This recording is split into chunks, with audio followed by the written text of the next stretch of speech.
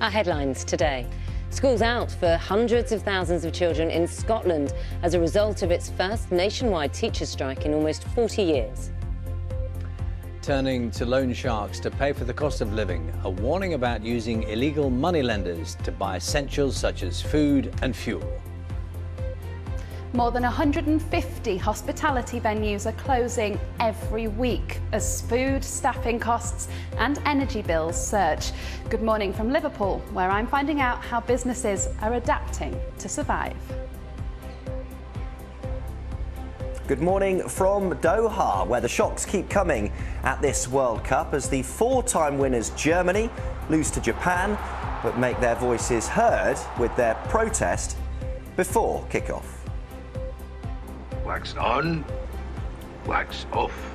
The Karate Kid, Ralph Macchio, on the enduring love of the classic 1980s film and its unforgettable script.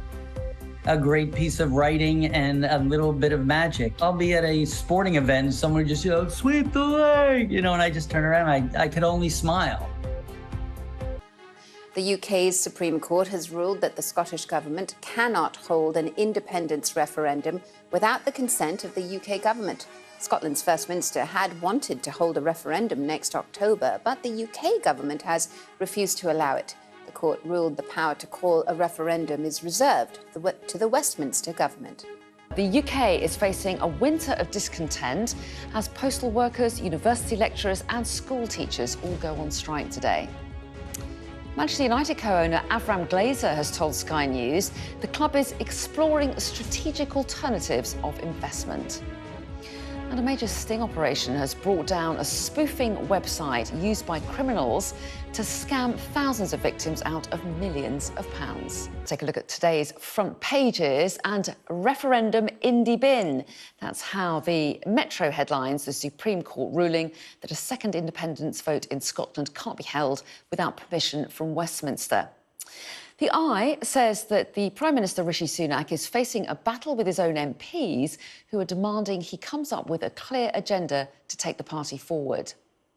The Daily Mail reports that drivers are being hit with record numbers of parking tickets because a promised government crackdown on so-called cowboy parking operators hasn't happened yet.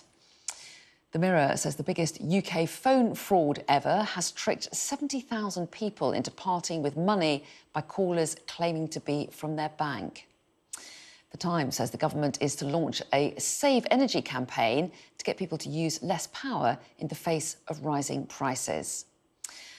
According to The Telegraph, GPs who are failing to see enough patients will be named and shamed in an effort to reduce the stress on hospital emergency services.